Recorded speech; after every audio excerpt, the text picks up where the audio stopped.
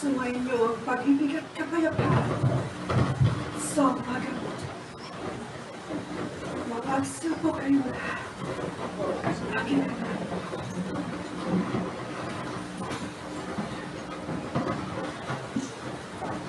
Ilang kayo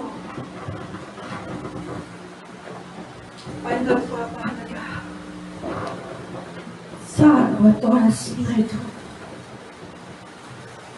Ay higit ko kayong binigyan ng halaga upang ipalabasin ang aking pag-ibig na sa pamamagitan ng aking mga salita, mga turo at aral. Kami binibigyan ko ng liwanag upang ang buong katotohanan ay mahayag dito sa daigdig. Na akong Diyos na inyong Ama ay nandito. Nasa inyong mga anak. Kapiling ninyo sa lahat ng oras at sandali. Sa lahat ng aking mga anak na hindi kailanman nakalilimot at patuloy na sa akin ay humaharap. Ang pag-ibig ko ay ilubos na dakila, ganap at totoo na ipinagkakaloob ko sa iyo. Katotohanan dito sa daigdig, ang buhay ng tao, ang mga pagsubok ay hindi man natatapos, sapagkat ito ang dahilan. Nasubukin ko ang tao upang aking makita ang kanilang katatagan. Ang talino na aking ipinagkaloob ay kanilang ipakita at gamitin upang mapagtagumpayan ang pagsubok at pagsusulit na aking ibinigay. Bilang ito ay isang dahilan upang kayo na aking mga anak sa wakas ng panahon na aking pinili at hinihil ay aking nang nabigay.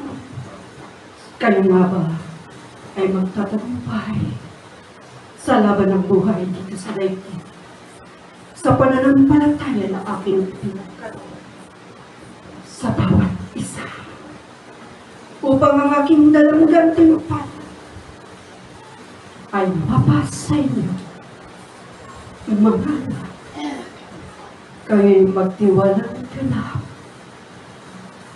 Huwag kayong mag-aalinlangan, sapagkat ang katotohanan, Diyos na ganap at totoo, ang sumasa inyo sa oras at araw na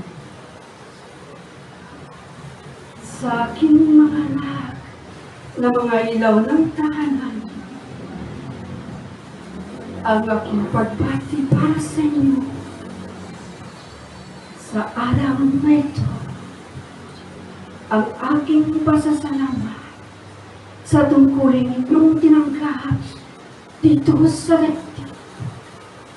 Naway patuloy inyong ipagkaloob ang liwanag sa bawat tahanan, sa bawat mga kasulit, mga sanggol na aking ibinigay upang kayo ang mag-aruga at magpalaki.